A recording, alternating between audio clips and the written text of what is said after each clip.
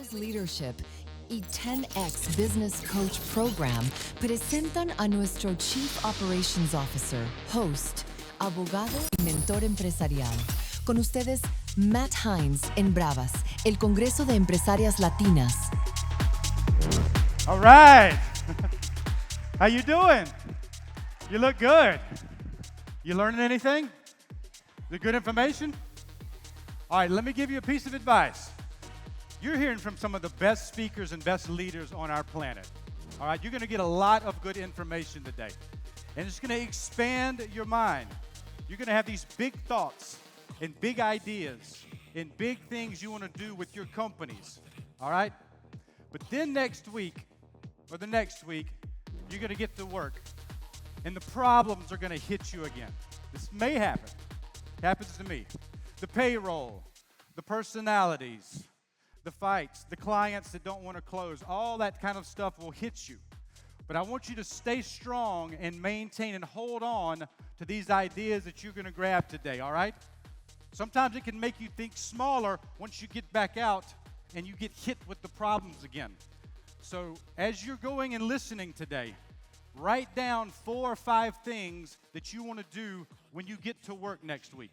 How are you going to use this information to grow your company, all right? Because it's easy to think big, get excited when you're here today, and then go back and then you're like, I got to deal with this now, or I got to deal with this client, or I don't have any money. Don't start thinking small once you return to work, all right? Hold on to the big ideas and the dreams that you're going to create today, all right? That makes sense? Okay, all right, good. So that's not supposed to be up yet, but anyway. All right. Usually at these business events, we talk about sales, marketing, becoming a leader. You know, how can you inspire a group to produce and to do great? But there's actually a skill that underlies those things. And without this skill, you're going to fail at sales. You're going to fail at marketing. You're going to fail at being a leader. You're going to fail at showing others your vision and your ideas. Any guesses what that skill might be? Leadership, yeah. What's that? Problem solving, yes.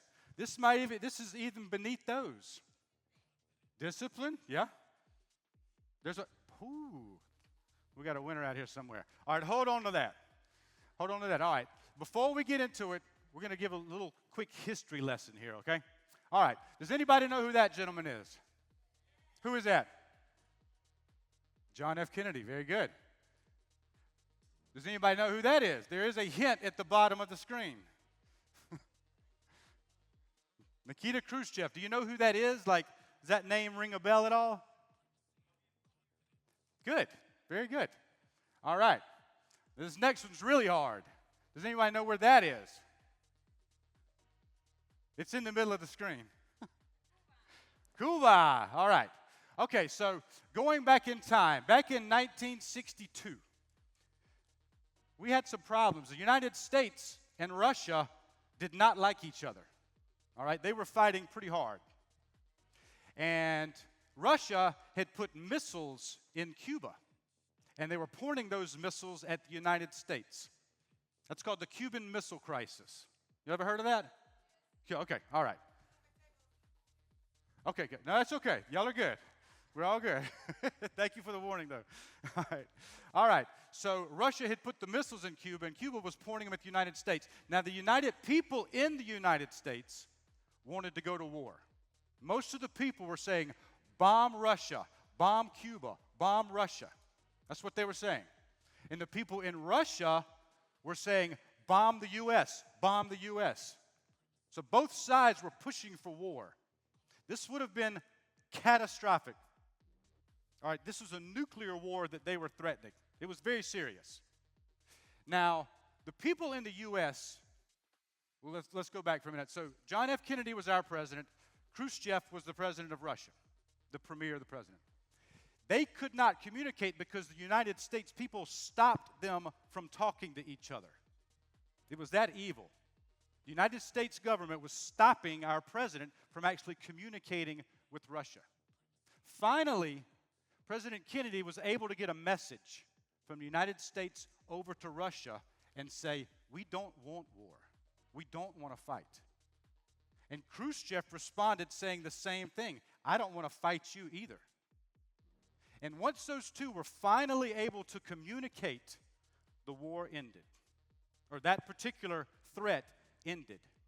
So communication was able to save planetary destruction. Millions of people would have been killed if those two countries would have started attacking each other with nuclear weapons. All right? Make sense? So maybe this subject of communication is a little bit important. If it can stop wars, if it can make companies grow, if it can make leaders expand, maybe this subject of communication is worth looking into. All right? So before we get into that, I want to give an acknowledgement. This gentleman's name is L. Ron Hubbard. Back in 1955, he wrote a book, and it studied what is communication. Like really, is it talking? Is it listening? Like what is communication? And so he had analyzed the parts of communication, which we're going to be studying today, or we're going to be talking about today. This is included in a group of a body of information called Scientology. All right? So let's get into it. What is communication? Like what is exactly happening? One time I was in a restaurant, and I'm talking, the waiter comes up to me, and he is just unhappy. He's just not happy with life. It's not against me. He just wasn't happy. And so I just start chatting with him. I talk to him. I listen to what he says. And at the end of the meal, the guy was happy. All right? We didn't talk about his problems and all. We just communicated. And he was happy. All right? It changed him. Just that little bit of talking and listening to him. But on the other hand, we've had employees arguing in our company. And I was like, all right, let's have a meeting. You two talk to each other and communicate. And at the end of the meeting, they were more pissed off than when they started. I'm like, well, that's great. But what happened? They talked. They were talking and listening. What's the difference between the first one, when I was able to talk to that waiter and make him feel better, versus when the employees got together, talked to each other, and they just wanted to claw each other's eyes out? What happened differently? All right? So we're going to break down communication today. And I hope you take this information back and let it help you in all of your life, if in your relationships, certainly with your companies. If you master these steps of communication and get your employees and your groups around you to do it, it will make a tremendous difference. All right? So here we go. What are the parts of communication? What actually happens when good communication, the time that makes us feel better, what actually happens? These are the parts of it, all right? The first step is cause. Somebody talks to the other person. Somebody says something. That goes across a distance. Now, when you say something, you have to intend mentally that that person is going to hear and receive you. This is interesting. It's more than words. There's an intention, a thought behind what you're saying. Without that intention, the words don't mean the same or may not arrive at the other person. We're gonna go into detail in these parts. All right, so you have cause, across a distance, with an intention that the other person is going to receive it. Now, the other person needs to give attention to the person speaking. You know, they're not texting, they're not thinking about the movie. They have attention on the person speaking. And lastly, they have to understand what the other person says. These parts probably seem obvious. You're like, duh, Matt. We're going to break it down and show you that they're often missing a lot. All right? All right, so these are the parts. We have a cause, a talk. You know, you said something. Across a distance, there is an intention that the other person is going to hear you and understand. The other person is giving you attention and understands what you said. When those things happen, good communication occurs. All right, we're going to break that down. All right, so if those are the important parts of communication, how does it fail? What happens, like to the example I gave you earlier, when the employees go to talk, but they end up pissed off at each other? What went wrong? Let's look at it. There's 5 ways we're going to discuss now. There are a few more. These are the major ones. If you can get yourself and the people around you to do these 5 things, your life and their lives will change drastically. All right? It will improve everything you're doing with good communication. All right. Before I get to the first one, let me ask you this. How many times have you seen someone you're working with, or maybe it's your partner or your spouse, and they look upset? All right, somebody in the office, maybe they come in late, all right, and you're like, should I say something to them? I don't know. I don't want to upset them. I mean, it's not that big a deal. I don't think I'm going to say anything for now. If it happens more, I may go talk to them. So you have something to say, but you never communicate it. Raise your hand if that's ever happened to you. Please, everybody raise their hands. All right. Because if you live on earth, if you work with other people, it probably happens, or someone you know. All right, so we're going to kind of work through some examples with some of these. So the first failure is the failure to talk to somebody else when you actually have something on your mind. And I'd like to demonstrate an example, and I'm going to call this lovely young lady up to help me. Her name is Miss Gabby Bravo. Can you come to the stage, please? All right. Give her a hand, everybody. Oh, you do need a mic, don't you? Uh-huh. Okay, baby. So,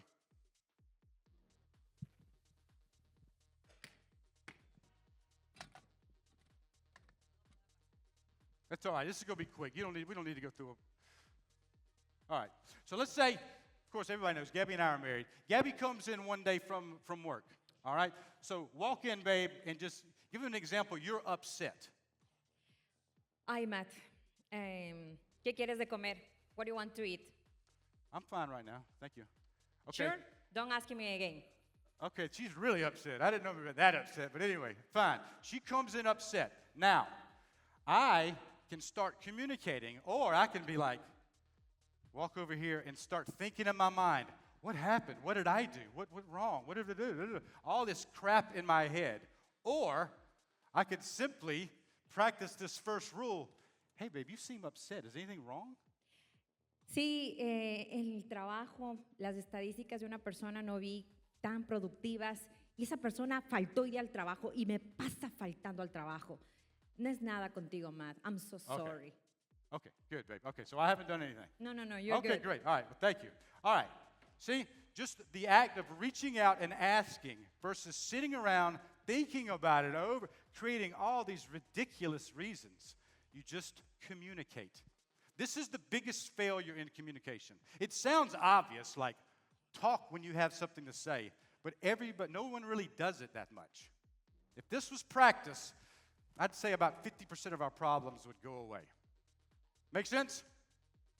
All right, I know it almost sounds like, duh, Matt, you talk when you have something to say, but a lot of people don't do it, all right? And one thing I put on the screen here, good people change quickly. We've had employees in our office, and they were just making a mistake, and it looks like they didn't care. And once we met with them once, and we say, hey, it was like, you're doing a great job, however, we'd like you to work on this one thing. And we talked to them. Good people change quick. All it took was one simple piece of communication to improve it, and the problem was gone. Now, we could have sat there, and we could have we could have complained to each other how this person keeps messing up, or we could just walk to the person and say, hey, can you work on this one area of your job? And most people will change quick, and the problem's done. All right? So rule number 1, when in doubt, communicate. Make sense? All right. Okay, good. All right, babe. I'm sorry. We'll have some more excitement soon. Let's get to point number 2. All right, the intention. I mentioned this was the third step on the parts of communication. When you speak, there has to be an intention that the other person is going to receive that communication. Actually, from the research, the intention is more important than the words. That may not make sense to you, but it's truth. If you say the words, but you have no intention that they're going to get there, the person likely will not say anything. This happens often in sales. People or they can't ask for money. You got somebody in sales and they're afraid to ask for money. And when they talk, they're like, hey, we have a business analysis. It's $297. Are you interested? No. Okay. There's no intention behind what I'm saying that she's going to receive it. Now, if I walked up to her and say, Gabby, there is a wonderful program we got. It's $297. It's a business analysis. It will help your company. All right? Seguro, me va a ayudar a crecer mi empresa. Okay. No Sure. entiendo mucho, pero okay. All right. But you get the way I'm saying it with an intention that she receives it will make a huge difference. Make sense? With children, it matters a lot. You could say, oh, it's time for bed, honey, and they don't give a damn. They don't care. But if you say, all right, get in bed, that might get a reaction. Is this making sense? All right. Okay, good. So, intention behind what you're saying. Third thing, receiving the communication. You have to make sure, if I'm saying something, the other person has to receive that communication, and I need to make sure that they receive it. All right? Let's run a quick example. Babe, say anything to me. Just say, do you want to go to the movies? Whatever. Estoy enojada porque Julián la otra noche le diste chocolate. Estoy enojada. Ey, estoy enojada. You see? All right. We'll freeze this. Do you see how an unfinished communication just stops time? Did you feel that? Y quiero It's matarlo. frustrating. Y yo quiero matarlo. You have to make sure it's received. I'll tell you what, do an experiment. This will drive your partner insane. All right, imagine this. You're texting your partner, your spouse. It's 10 o'clock in the morning. Hey, babe, how's it going? No response. All right. 12 o'clock. Hey, babe, how's your day? No response. 2 o'clock. Hey, babe, is everything okay? No response. All right, by 5 o'clock, you're probably ready to punch that person in the face. All right, you're not getting a communication answered. Then the mind starts going crazy. What are they doing? Are they hurt? Are they cheating on me? All this shit, all this crap is going on in your mind. All because a communication wasn't received. That's it. That's all that's happening. All right, so you see kind of how it feels when Gabby earlier asked me, whatever she asked me, I didn't understand it all. All right, ask me that again, babe, but say it in English because I got to make sure I respond. Okay. Por favor. The last night you allowed Julián eat chocolate, M&As. That's not okay. I'm sorry, baby. He was fussing. You're right. I shouldn't do that. We'll change that next time. You sure? I'm sure. Okay, thank you, mi amor. Okay, do you see how just responding finishes the communication? We can move on to the next thing now. Make sense? All right, so if you're the speaker, get your communication responded to. You got to ensure it's received. Sending texts, sending emails, leaving messages, you don't know. You just sent communication out, and it's not finished. You don't know until that person responds, okay, I got it. I've received it. Then you can kind of stop. Attention, someone's mind gets sort of stuck on communication that is not completed. Make sense? Okay. All right, good. Number 4. Failure to acknowledge or respond. This is kind of what I was just saying. When you say something, you need a response, and the other person needs to respond. We have this word called an acknowledgement. Acknowledgement means you've received the information and you understand it. Tell me something, not a complaint or anything. Just say something about the weather or whatever. Today is beautiful day. We have beautiful people here. We sure do. Okay, I responded. All right, now there was a communication out. I received it and I responded. That is a finished communication. It's done. So the person receiving the communication needs to make sure they let the other person know, I got it. And then it stops it. You saw how it happened earlier when she said something and I don't respond. It just leaves this blank area in space. It's like, hello. Like, what the hell's going on? All right? Now, the last one. So, respond to the person. This time's going fast on us, isn't it? You have 57 I have 56 seconds, 55 now that I'm talking. All right, we got one more. The second most important one. We saved one of the best for last. Okay. Babe, now give me a complaint. You can use the chocolate or whatever. Just give me a complaint that you have with me. Why are you allowed Julian ate chocolate the last night? Why are you always complaining? Really? Okay, stop. Now, did I listen and understand to what she said? I did not. All I did was judge it, and I made my own statement back. But I didn't acknowledge her and understand it. This happens all the time. This is what causes the communication to fail and for people to get upset. Is failure to understand the other person. You judge it without actually listening to it and understanding it. This is the cause of war. This is the cause of employee upsetness. This is divorce. This is at the bottom of most of those things, is the inability or the refusal to just listen and understand to the other person without just firing something back. You don't have to agree. You just have to understand. Let me give you a quick example. 0, I'm out of time. Isn't that lovely? Ding. Okay, I'm hurrying. All right, we did a survey with our company, and we asked everybody, all of the employees, do you like working for our law firm? Would you recommend your family? Is there anything we can improve on as management? Can we do a better job for you? This happened about 3 years ago. I'd say 5 or 6 of them responded saying, we don't think management appreciates us enough. That's what they said. They said, we don't think management appreciates us. Now, I was shocked because I thought we did a great job. This is real. I was like, we do parties, we acknowledge, we have all these games and stuff at work. I thought we did a great job. Now, I could just say, that's ridiculous. Why are they saying that? They're just so ungrateful. Or I could listen to them, try to understand what they're saying, and then do something. That's what we did. So we called a big meeting, and I was like, listen, guys, some of y'all have said management doesn't appreciate you enough. What are we doing? What could we do to improve? And there was some parties, some different things with birthdays and some other things. Galas. And so galas, yeah. So we did these things, and now everybody is happy. But that happened because I chose to listen rather than just judging them and saying, that's ridiculous, shut up. All right? So remember this. This is hard. It's real hard when you're angry. It is hard to listen and try to understand when you're angry and you just want to fight. You want to be right. I just want to be right.